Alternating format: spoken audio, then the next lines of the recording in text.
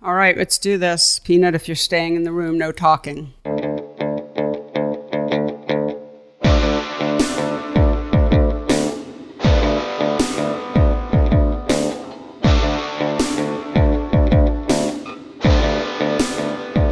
Hello, and welcome to the PhotoWork podcast, the talky and touchy-feely version of my book, PhotoWork, 40 Photographers on Process and Practice. Hello, everyone. I'm Sasha Wolf, as usual, recording today, not as usual, from the giant tin can, otherwise known as my Airstream. Oh, wow. So, yeah, if you hear some birds chirping, that's the Airstream experience. It's a very inside-outside sort of... Oh, nice. The thing about the Airstream, one of the many things that's so fantastic is the amount of windows is just, you really feel like you're outside. We're going to have to post some pictures. Yes, we will. Okay, we'll do that at some point. It's very fun. So, yes, and this guy... I don't wait for introductions anymore. Why should you? Everyone knows who you are. After 2 years, it's been 2 years, I might add. Yes, happy anniversary. Happy anniversary. So this guy, the notorious MCD, Mr. Michael Chauvin Dalton. I'm feeling very white right now. Yeah, I know. And I'm feeling very, I would say goofy, but that's nothing new. Hello. Hello. Yeah, how exciting. Recording from the Airstream. Yeah, I thought you were going to say 2 years, but yeah, both those things are... That's true, too. What's more I got exciting? preoccupied by the Airstream. I know. The Airstream's very cool. A lot of people get preoccupied by the Airstream. It is cool, not going to lie. Not going to lie. Yeah, 2 years. It was 2 years during, some of the worst turmoil in the country's history. So it feels like it went both very fast and very slow, only because time is like that right now. Yeah, totally. But yeah, so it's been 2 years, and instead of deciding, well, we've done 2 years, that's enough. That would be funny if you announced that right now. It's like, oh, okay. To you. Yes. You're like, what? But no, we're going to carry on. And not only that, but our associate producer, Taylor Selsback, has been working really hard on a website for the podcast. And yes. We don't know when it's going to be live. It will not be in the very near future, but hopefully in the next few months. It'll be a more interactive experience for listeners. So when we mention certain work on the podcast, you'll be able to go, once the podcast is up, there'll be a page for every episode. Like, so today, by the way, our guest was Paul Graham, and you'll be able to go to the episode, whatever this is, 40-something, and... 48, and Paul Graham. And you'll be able to see the work that Paul and I talk about. So you don't have to go sort of look it up on your own. Yeah, Taylor's got a great sense of design and functionality. And we've seen some previews and they look fantastic. So yeah, they look amazing. Yep. And also, one other exciting thing is we're building in a forum page so that we can bring up topics. And if you guys want to talk to each other or talk to Taylor or Michael or I on the forums page, we'll be able to talk to each other that way. And we may even have some periodic Zoom events to talk about some of the topics covered. So just trying to bring, it's turned out that the PhotoWork podcast community is really dedicated and very serious group, and we'd like to interact with you guys more. So we're working on that. So yeah. I think we should make avatars for ourselves. Exciting. I just had my headshot done after using Which a is headshot. Lovely, by the way. Yeah, what a nice portrait. Yes. Yeah, we have to give all credit to the Queen, Jillian Laub, who made my headshot. Yeah.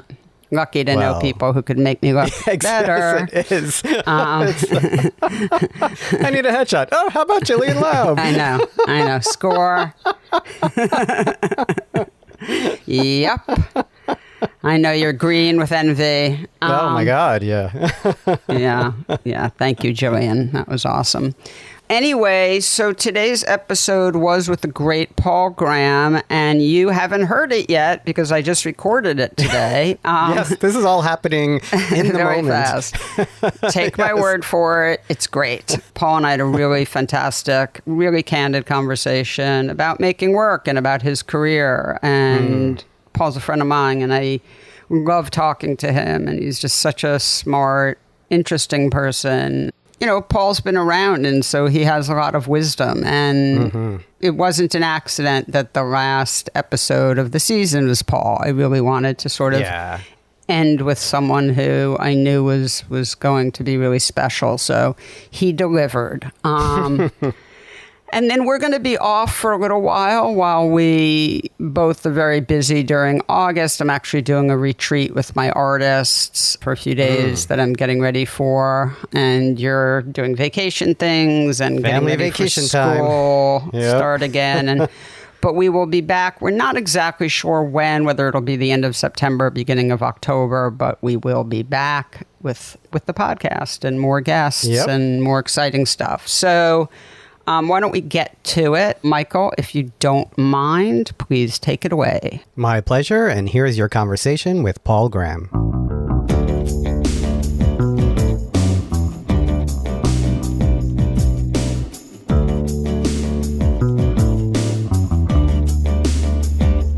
Paul Graham, welcome to the PhotoWork podcast, or welcome back to the PhotoWork podcast. It's great to have you back on. And you know, just because we don't want to assume that people listen to the first time you were on, if you could do a little bio for us of your where you're from and all that stuff, and then we'll get into it. Thank you, Sasha. Yeah, I mean, and just to be clear, the first time I was on here was really on behalf of that ICP show, not as myself. Right. As myself as curator rather than myself as photographer. Resume bio, I'm British, born in England, self-taught artist, photographer, discovered photography while I was at university. Don't know how far down that rabbit hole you want to go. But, yeah, go. Whatever is interesting. I'd discovered art and photography while I was there. You know, there was a little section in the university library. I was studying microbiology, you know, very pertinent today with viruses and RNA and all that stuff, how cells work and the mRNA, all that. And then in the evenings, I was doing night school. I was doing art because I wasn't able to do it at school. You know, once you get, we had this thing called streaming in the schools. And when you're good at math and science and physics, they don't let you, you're cross-timetabled against art and languages and, you know, things like that. So I couldn't study art at school, so I did it later. Also, I mean, nobody I knew went to art school in England then. I remember coming to university at the age of 19 and discovering that art schools existed. And I was like, what the heck? You mean people can go and study and do this thing that I'm doing in my free time? They actually get to do this full time in college with teachers? What? No, why didn't anyone tell me about this? They kept it from you.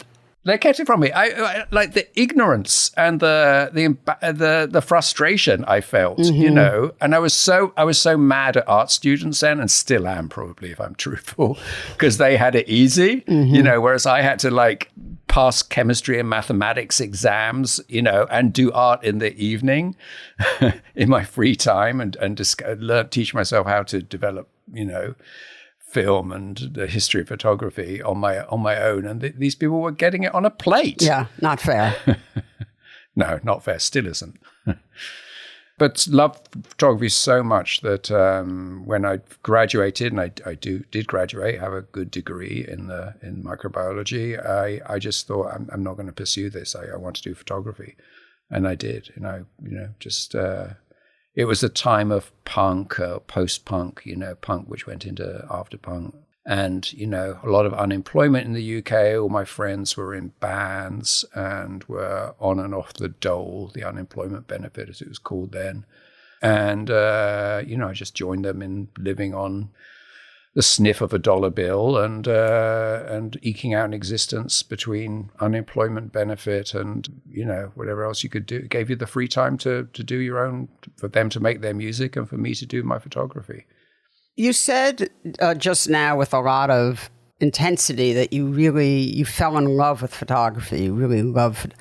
Do you remember what it was particularly? I mean, for some people, I think especially young men, the gear has a lot of appeal. No, not the gear, really. What was it? Do you remember what it was that, had such a profound effect on you? It was, as I've said before, it was going to the university library and discovering this little section that was there for the anthropology majors. There was a section called American Studies.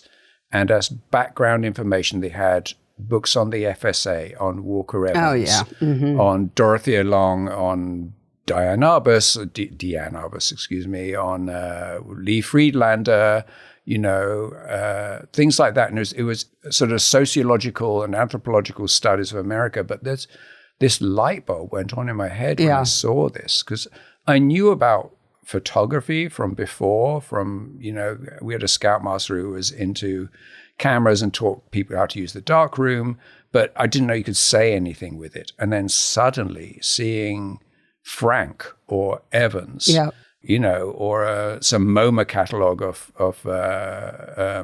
Gary Winogrand, it was this gut punch, that resonated. It's like, wow, you can say something with this? I never knew this.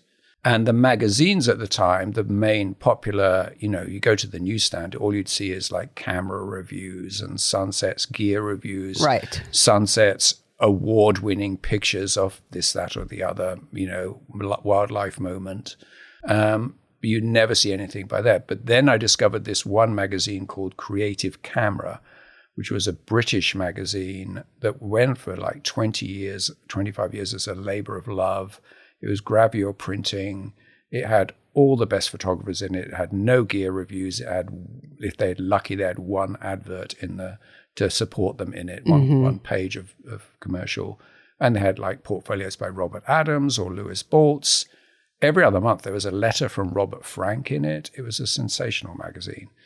And that was my Bible that I look forward to, my weekly or my monthly fix of education. So I mean, it's one of those things when you feel you intrinsically understand something, even if you don't have the academic language for it, because so self-taught, you feel maybe, just maybe, there's a chance I can do something like this, Did you recognize, I mean, I think for a lot of people of certain generation, the FSA work had a huge impact. I mean, it did for me. That's when I started photographing after seeing, coming to understand that work and looking at a lot of it. I really fell in love with Dorothea Lange and, of course, Walker Evans. But something about Lange just really blew my mind. But do you remember understanding sort of the aesthetics of it, or how did you think about the aesthetics of that work compared to just like sort of straight reportage?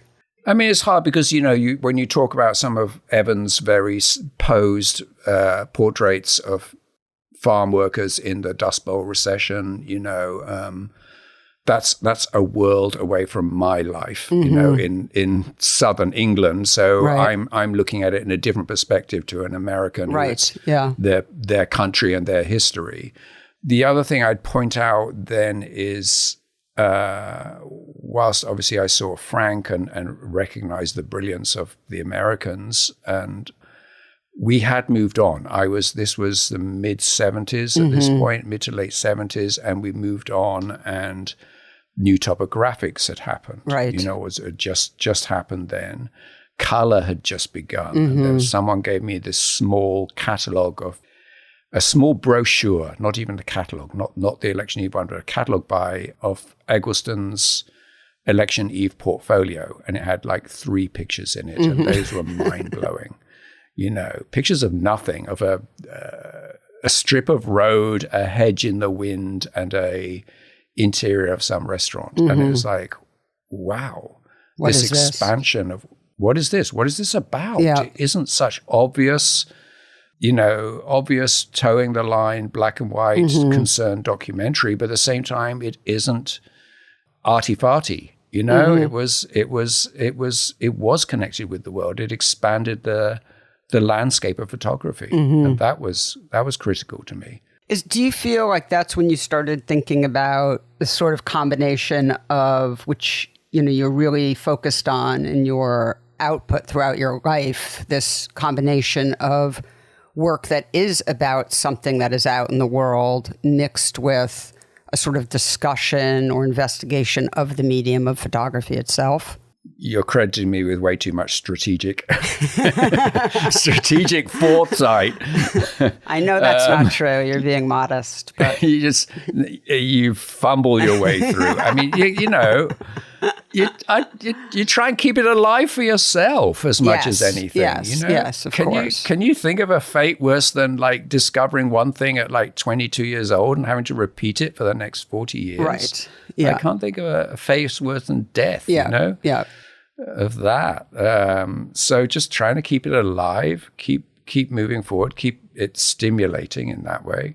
So yeah, I mean, I always felt that there was the perfect combination was something that did engage with the world at the same time engaging with the medium and pushing that forward. If you can manage to juggle those two balls at the same time, keep them up in the air, then that is the work that really stimulates me and does it for me. So let's talk about the sort of beginnings. Can you tell the audience a bit? I prefer that to me telling them. There'll be plenty of time for me to quote you later on, but about your first three books and projects, A1, Beyond Caring, and Troubled Land. Right. So I was a young photographer. I was like 22, 23 in England. Began working in color, which was a bit transgressive then because the UK was, like most of the world, was dominated by black and white, engaged documentary photography, wonderful stuff, some really historically some great stuff from Bill Brandt to Chris Killip, Martin Parr was in black and white then and so on. So I wanted to find a open project that, open idea that gave me a way of traveling and working and doing everything I wanted to do in the sense of not restricting myself to landscape or portrait. So I could do still life, I could do portraits, I could do the sky, I could do the hedgerow, I could do the road. And I traveled up and down I found this one road that we used to go up and down when I was a kid because my father was from the north of England and moved to the south for work. And we used to go up and down this road called the A1, the Great North Road. So I started revisiting that, driving up and down it in a mini car, an old one of those, the original minis that my then girlfriend had. And I would sleep in the back of that mostly, or in a cheap bed and breakfast, and had this freedom this broad canvas to work on, and do that. It's a slice through England, the length of the entire of Britain, which is the England and Scotland. It starts by the Bank of England and ends in Princess Street in Edinburgh, and it runs up as the entire north-south route of the country. And it's not a highway in the modern sense. It was even an old Roman road. So I went up and down that and photographed in color, large format camera. I mean, the nearest thing, if no one knows this, its nearest thing is like Alex Soth did with Sleeping by the Mississippi 15, 20 years later. The Mississippi is in it, but it's an excuse to look at the life and landscape you pass through on the journey. Right. And the same with A1, and that was in 82 and 83, I believe. 81 and 82, sorry. And the book was published in 83, which I managed to self-publish. Then, if you want me to skip forward quickly, then I started working in, Margaret Thatcher was using unemployment, closing down everything as a way of taming the unions and reasserting power of politicians over the country rather than some sort of, social contract with the workers. She wanted to exert total authority. So she was using unemployment as a bludgeon to break the coal miners and the steel workers and transport unions, and she succeeded. long short of it. But unemployment ballooned and exploded. And I was one of the people caught up with it. There wasn't any, the lines at the unemployment offices, doubled and then doubled again, and they got swamped. And I thought this has to be recorded. And so I did that. I started just to photograph in my own office, and then I started traveling to other offices and photographing in those just to document it. And that became a book later called, a body of work, and a book called Beyond Caring, which had a sort of dual life. Am I going on too much detail here? No, or is this okay? no. I'm. Yes, it's good. Well, it was weird because it ended up with this double life as a body of work. Because on one hand, it was documenting the trauma and the economic violence being done to vulnerable people by the government's policies at that point. And it was sort of picked up by social workers and was at trade union conferences and things like that in a sort of cheapo laminated set. And then at the same time, someone at MoMA, Susan Kismarek, picked up on it and put it in one of those new photography shows. So yeah, that's very trippy. It's very bizarre. On one hand, it's at the Museum of Modern Art in New York, as interesting example of new photography, color, documentary, the UK, sort of challenging the classic genre of, how you image unemployment and poverty. And on the other hand, it was just being used for activism. So it was very, very strange in that way. And that I got money from the London government, which was being shut down by Margaret Thatcher. I mean, can you believe that she literally said, because that was voted, London voted pro, Labour, left wing, equivalent of democratic policies. So Margaret Thatcher just said, okay, we're going to abolish local government in London. We're just going to shut it down. Just like if Trump had said, okay, no more governor no more mayor in New York. I'll run it directly from Washington. And she got away with it. But in the closing months, they were throwing their budget at anyone and everyone, and I managed to get a small piece of it for publishing that book. Ironic, yes.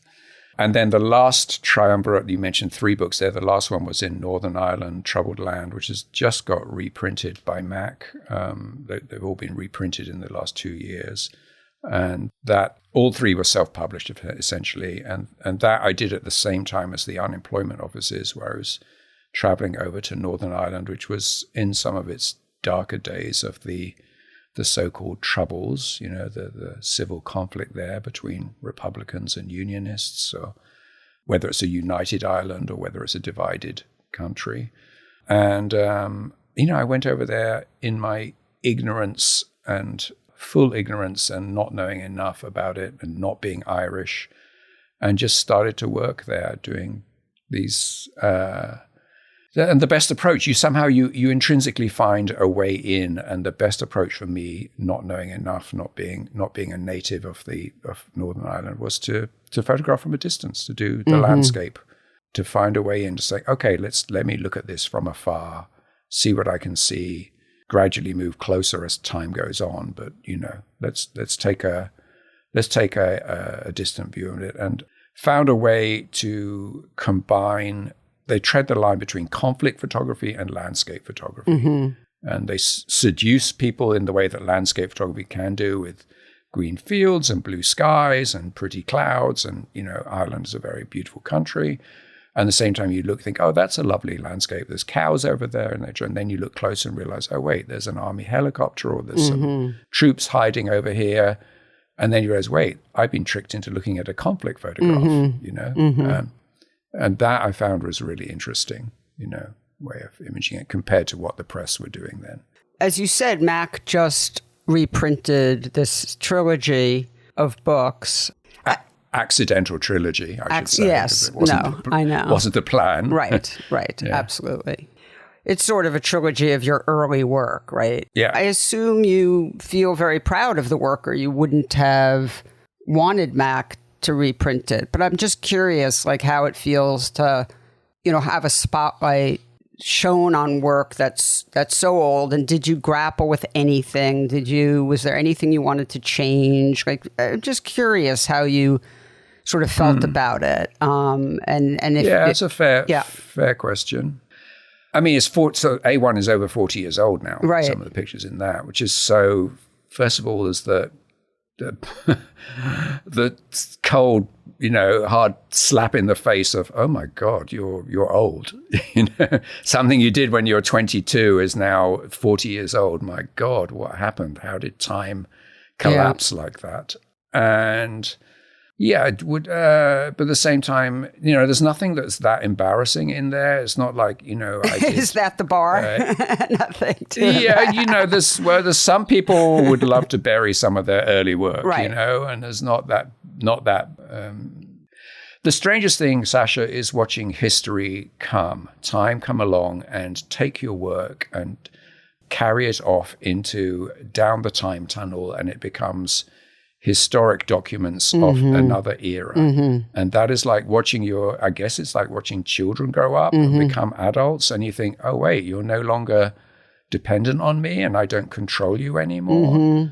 Well, it's a really good analogy. Yeah. Yeah. And then suddenly you realize, that the unemployment in the early 1980s at the time of Margaret Thatcher, or the A1 road, you look at the cars, you look at the price of gas, you look at the housing or the clothes or the haircuts, and you realize, geez, and that's it's great in one way, but it's a little sad in another, because, and I've discussed this with Stephen Shaw, where people start looking at your work and loving it as an exercise in nostalgia. Yeah, of course. And it never was that. You weren't doing an exercise in nostalgia, Right. Or people look at Eggleston's pictures and think, oh, look at the Coca-Cola signage, look at the McDonald's wrappers. Isn't it so amazing? And those were contemporary things in their time. Right. It wasn't that. No, for sure. So yeah, that's... Yeah. Sorry, go on. No, so that's the sort of tinged with sadness, of seeing that rose tint, appear on things in that way. Yeah. But at the same time, the books that I couldn't give away for love nor money, the original A1 book was £6. Well, actually, it's £5.95, which is currently about $8, and nobody wanted it. And then suddenly it's like $3,000. You became Paul Graham, so. Well, whatever.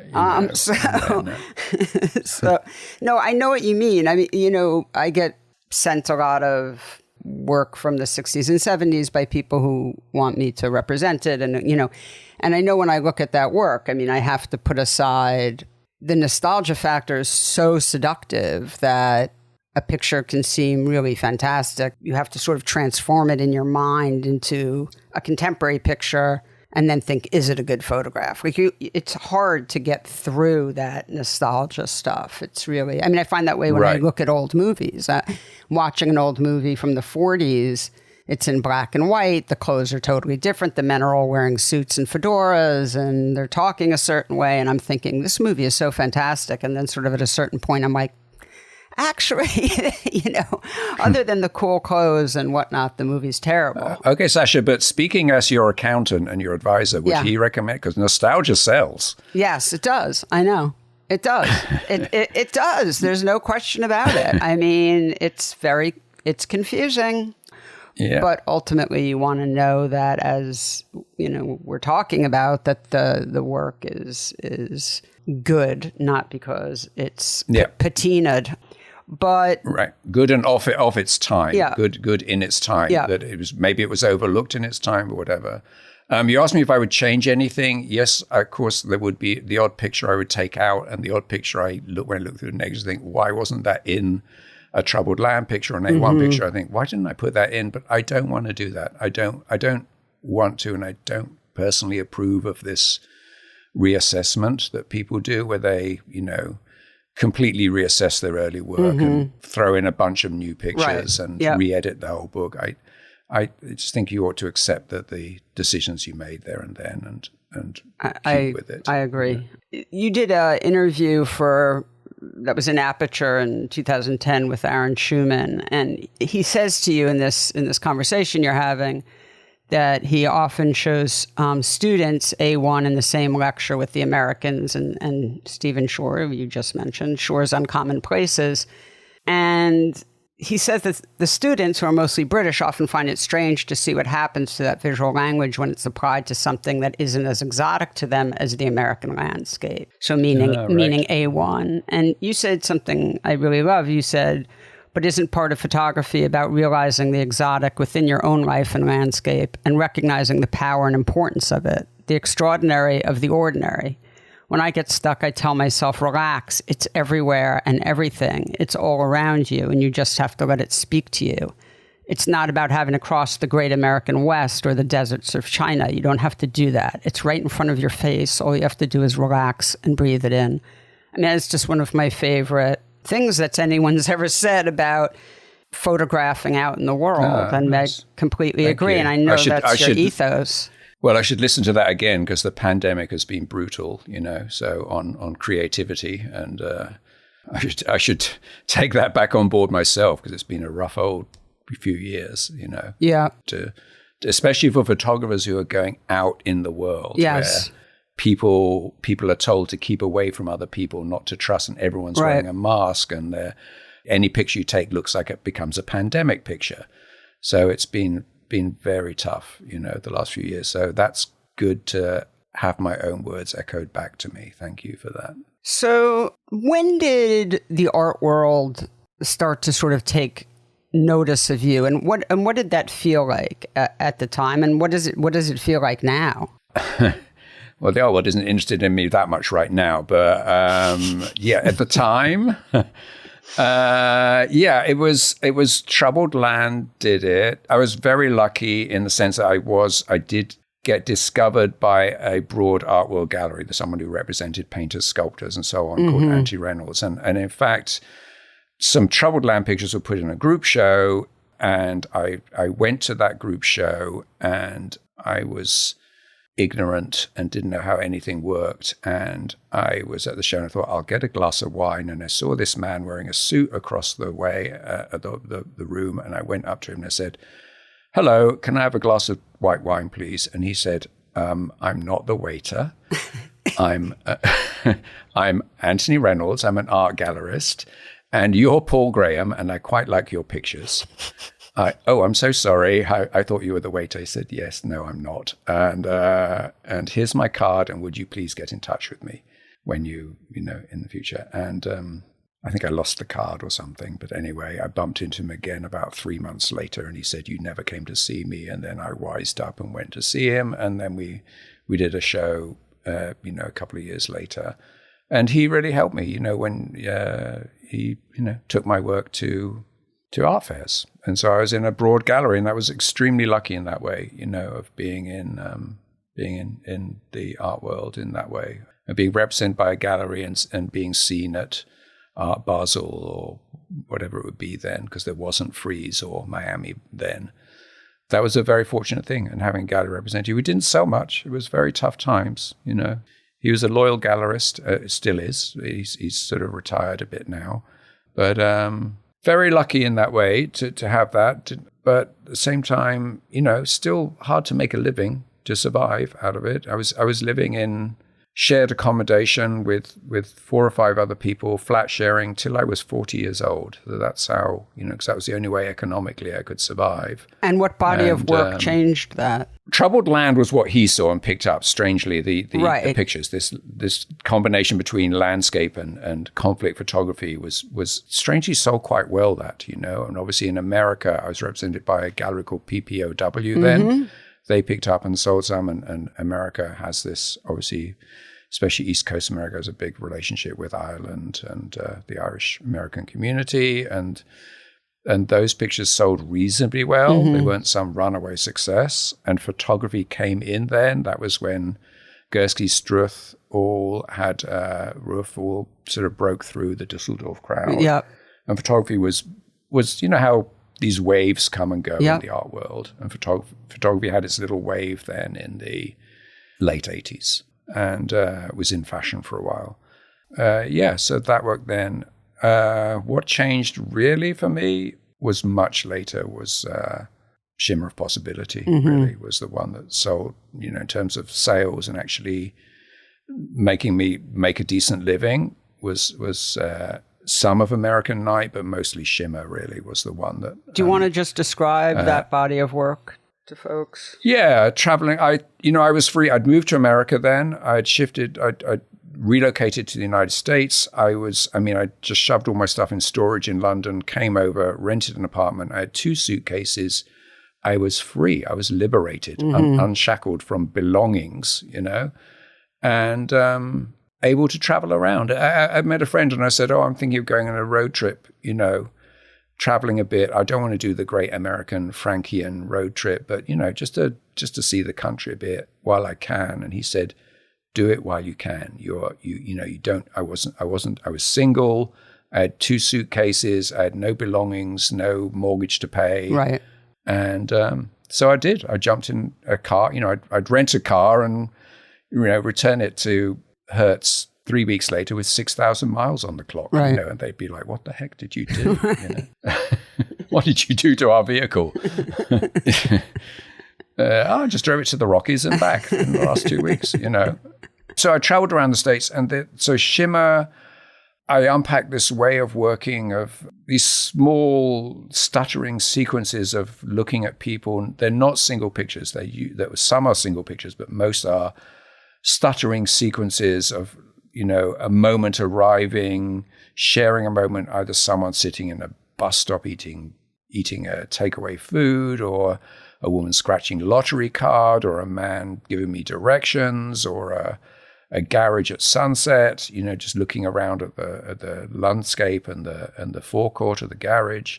Just, it's basically guiding people through this, seeing the flow of moments, the flow of time arrive, sweep around you and depart, look around. So the lovely thing about it, they work on their own as artworks, but they also work as sort of like educational guides through the moment of seeing, recognizing the beauty of the everyday, as that quotation you read back to me from the Aperture, as seeing the everyday arrive, the wonder of that swirl around you and disappear off. And it was quite a breakthrough in that way. I mean, it wasn't unique. A few other people were working vaguely in that way with multiple pictures, obviously, even going back to Dwayne Michaels and so on. Mm-hmm. I was very lucky, and I was working with Michael Mack then, right, who wasn't Mac Books. He was Steidl Mack with Gerhard Steidl. And as a huge labor of love, they did this. I wanted to give each sequence or pair of sequences their own dignity. So they had their own hardback volume. And we did this. It ended up with 12 hardback volumes in a box. And that is more commonplace now, but it's pretty unique then to do this sort of expanded multi-volume thing. I covet that box of books, by the way, but so we'll have to make I'll give you one. I have it. Oh, okay. We'll make a trade. Let's make a trade. I'll give you one. I have some sitting in my basement somewhere. Okay. Yes, you can have that. I'll take you for pancakes. I just sounds good to me. Let me just tell the listeners I'm teasing with Paul, because if you try and buy this, I think it's about $1,300 now, but which is the only reason I don't own it, because it's just such a beautiful collection. Thank you. It was very good. And MoMA picked up on it. Susan Kismarek again. I mean, this is now 25 years or 30 years after Beyond Caring was in New Photography 3. And I got a one-person show at MoMA with that work, and we did this perfect little installation in the photo area there, which I was very pleased with. And Pace McGill came to see me, and they approached me, and Peter McGill, then in his height of his powers, he was representing Frank and so many great photographers, and I started working with him. And that must have been life-changing. I mean, I don't want to bog you down in the sort of gallery world stuff, but I do think that sort of the trajectory of a career is interesting, and how it affects your life and lifestyle, and, what you can and can't do, and what you feel the freedom to do, and the burdens that come with that, because, of course, it's not without, I mean, I'm making an assumption here, because you and I, even though we're friends, haven't talked to you about this, but I assume that certain burdens come with being picked up by a big gallery like Pace McGill. Yeah. I mean, the one salutary warning I have to give people is you will become flavor of the month for that month or that year. Yep. 3 years later, all the music, if you've got a good gallery, they'll position your work in this museum and this collection, that collection. And then their Rolodex runs dry. The museums have all got you. And, you might have a purple patch, as we call it in England, for a couple of years. And then everybody's, we've got him. Tick that box. Right. And it's going to slump, Don't think, oh, wow, I've made $200,000 this year. I'm going to make this for the rest of my life. No, you're not. It does. Ask Gregory Crutzen, ask Alex Soth. It dips dramatically. Yep. You become the hot shit for a while, and then you're like old news. Yep. Very quickly cools, or the art world turns, and they're interested in something else. They're interested. There's a whole other. The wind shifts and photography or what you do is old school. And there's just so much art available. I mean, I think that young artists don't understand, and maybe if they understood, it would be too crushing. And so there's a certain deliberate, shunning of this reality. But the amount of, as an art dealer, I tell people this all the time, my clients have endless options. Like it is. Right. So to close a deal is so hard because of the amount of options they have. It's not like, trying to find a mezzo-soprano to sing at the Opera House, and there's right now in 2022, there's 5 great mezzo-sopranos. Right. Plus, photography isn't unique. Right. So they can always stall on the decision, or, maybe some rare vintage print is. Yes, thank you for saying that. They can stall on the decision. Right, because there's editions. Yep. No, it's They hard can to press create pause, urgency. Yeah, exactly. Yeah, it's not, unlike a painting or a sculpture, it's like, get it or it will be gone. It's like, it's edition of 5. Right. I'll just stall this for a while. Yep. It is hard, and as I've explained to other people who are, have a nice tenured teaching job, and that to make the equivalent of a professor with pension contributions and healthcare, you have to be pulling in, a lot of money, every year in, year out, before you give up that professorship. And a much better system is the German one, where you're sort of the artist is honored. They're honored to have you as the practicing artist in the school, and you're expected to do some teaching, but very minimal, because they're just in the same way that funnily enough, there are in other American, Ivy League things. There's honorary law professors who are expected to carry on and they bring esteem to the institution by being there. We don't really have that so much in the art world of photography. I don't want to dissuade people, because obviously it's, Well, you have to love it. I had my purple patch. No, you have to love it. I mean, I think the bottom line of what we're talking about is not to dissuade people, but it's just about doing it for the right reasons. And, yes, making money from it is not the right reason. It's not that it's wrong of you to want to make money. I mean, that, of course, there's nothing dishonorable or jaded or anything negative at all about wanting to make money, help you out, help you keep going, etc.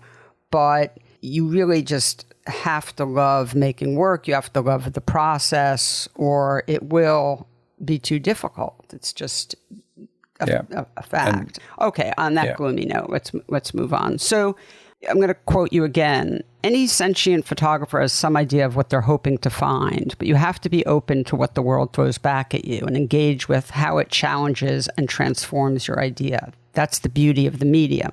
That's its unique quality. And for me, that's why I mostly admire photographers who go out and deal with the world as it is. And somehow, through liquid intelligence and sensitivity, they dance with the world and it responds to them, and they create these wonderful bodies of work.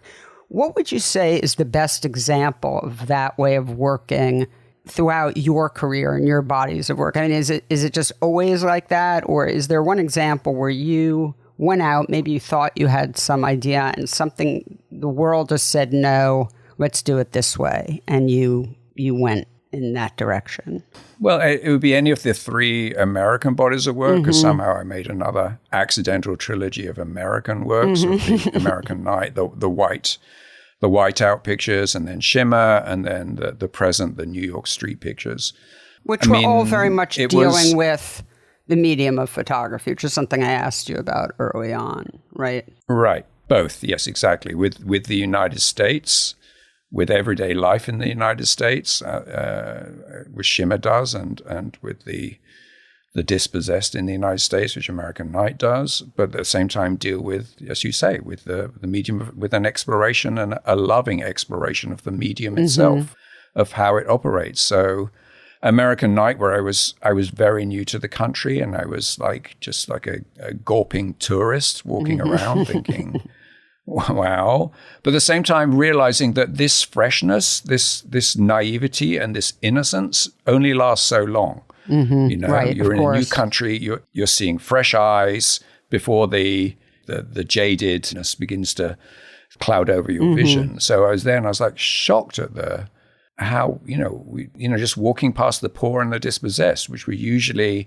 either black or Hispanic people, nearly always, not necessarily homeless, working poor, and just traveling around the compass points, west, north, east, south, finding the same situation, and how how you can edit them out of your vision. You can decide not to see it psychologically because it's too painful. It's painful to see it, and you want to carry on with your life, and you don't want to admit that there's someone struggling beside the road there, or walking to work because they can't afford a car or a bus fare, right. And so the breakthrough then was recognizing that and coming out. I think in American Night, the case was going to watch a movie in the afternoon and coming out of a theater in Memphis through the side door, through the exit, and walking out into blinding sunlight and seeing this guy walking across the empty car park and being, when you walk out into bright sunlight out of a darkened theater, you can hardly see. And this brilliant white light, and realizing that this was incredible, this moment. And how do I get that? So that was the world teaching me how to make the pictures, and listening to that, and working with very overexposed. That's all they were, overexposed pictures. Not all of them, yeah. Not all of them, yes, because then there's color pictures of new housing, the sort of opposite of these Technicolor pictures, and inner city New York stuff. A little section in the middle of that. But yeah, and that was recognizing the photography, teaching me that when normally people do the dispossessed or the poorer, you work in the shadow realm, the quarter tones of photography, and suddenly, what's wrong with the other end of the tonal scale? Why not work in this upper register of whiteout, invisibility, which of course mirrored the way that we want to make these people invisible, so that we wish not to see this because it's too painful, or it's too it's too difficult to bear witness to other people's suffering in that way. So that was listening to the photography and having the strength to defend it when other people thought it was a gimmick or a trick, or it wasn't right, And some people even misunderstood. I don't want to say misunderstood. That's not correct. Some people's interpretation of the middle class and upper middle class housing pictures, the McMansions and whatnot, that were not shot that way, that were shot more straight on, was that it was sort of a condemnation. But you've said, and I find this just really interesting and also very moving, you've said that because you grew up in that sort of middle class housing, you actually don't feel that way about those places, that that's more complicated for you, that so it's interesting with American Night, because I think there was a lot of crossed lines between what you were thinking and I think this is a body of work a lot of people have fallen in love with, but I do think it seems like there was some real cross. There's some struggles there. Yeah. Some struggles for some people. Yeah. No, I grew up in England, and we didn't have McMansions then, but I did grow up in I grew up in a new town, Harlow Newtown, where it was a purpose designed completely, it's like they took Greenfield, they took countryside and built a town on it post-war. And so I grew up surrounded by modern housing. So there was that echo of nostalgia for me in it. But obviously what I was addressing principally in America was that these were dream homes. They were sold, the perfect Californian mansion under the blue sky with your car out the front and your verdant, watered garden out there. And these were unobtainable. They were unobtainable to the people in the whiteout pictures. It was this illusion, this mirage. In some ways, I don't want to. It isn't only that. So if me saying that means it sounds like that's all it was about, and it wasn't only about that. That's one reading. And they were in full color. It wasn't pumped up. It seemed like the colors pumped up because you've got used to the very thin tonal scale of the white pictures. Right. But yeah, one or two of the pictures did have a nostalgic yearning to me when I saw the brand new brickwork or the fresh concrete on the sidewalk there, which is what I used to ride my bike along as a kid. So yeah, there was a personal note in that, definitely. We're sort of coming up towards the present with approaching a body of work called The Present. Does Yellow Run Forever? The Seasons, which were your most recent exhibitions at Pace. I mean, does Yellow Run Forever sort of jumps out a bit as, something a bit more romantic and more personal? Yeah, more personal, which is, it's really beautiful. But do you feel good about this chapter that you're in now and the output that you've had over the past, 10 years? I mean, it's always a struggle. Yeah. And it always should be a struggle, shouldn't it? Yeah. Sasha? Yeah. If it isn't a struggle, I don't think you're doing something right. I find every day a struggle. So yeah, I'm with you.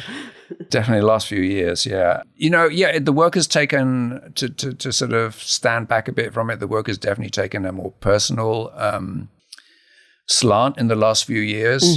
Does Yellow Run Forever? Just to be clear with people, it's pictures of my partner sending me asleep mostly.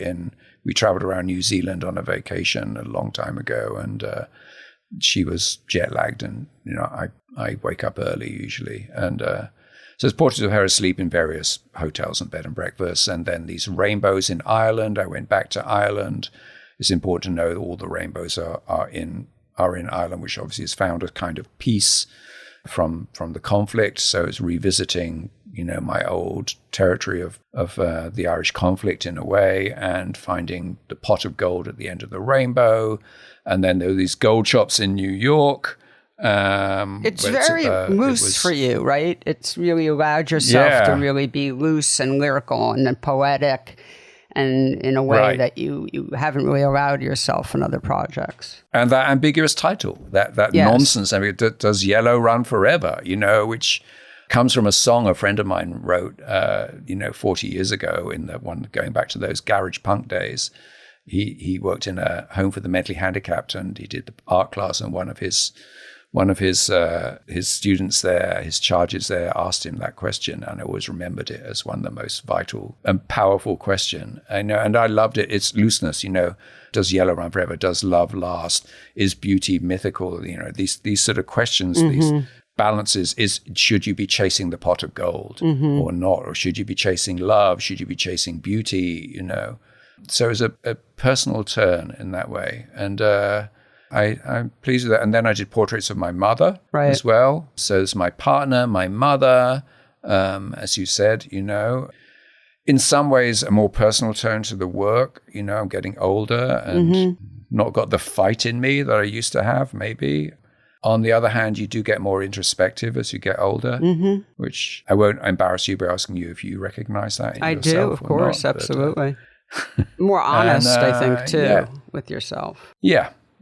Plus, it's a difficult time for documentary type photography at the moment, going out in the world and photographing other people's lives is highly fraught and highly conflicted right now. That, to do American night type work now, I'd probably be more criticized than I was then. And you have to recognize that and negotiate a way around that. And it's a tragedy if people give up on that.